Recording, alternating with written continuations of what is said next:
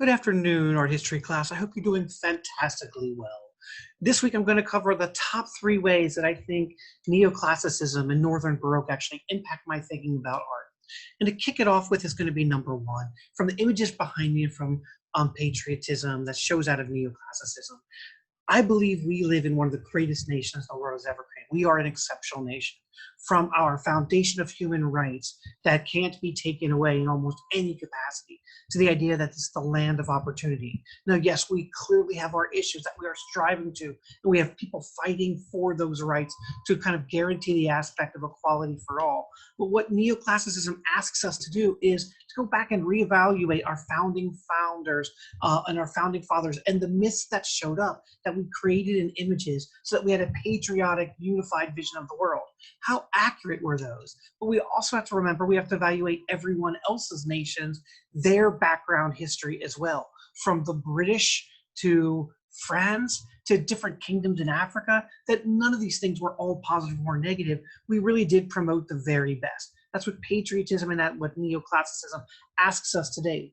But in the modern day postmodern world, we really do have to look back and challenge those things.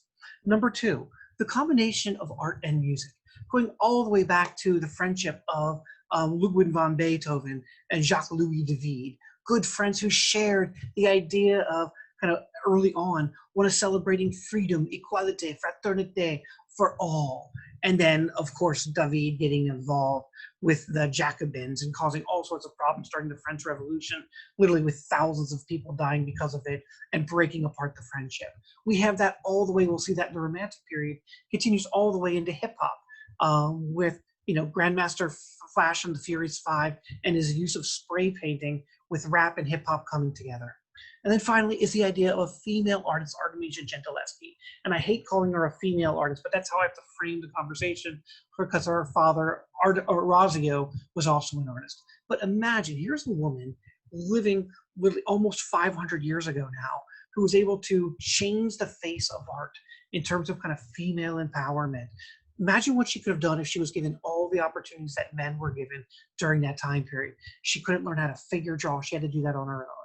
She couldn't actually go out and participate in many group shows. She wasn't able to. As a woman, she was eliminated from those things. She couldn't actually go out and collaborate, develop her own contract. She always had to have someone from the male perspective that was actually helping her out. Imagine what she could achieve if she was given all the opportunities of a Caravaggio, a Rubens, a Rembrandt.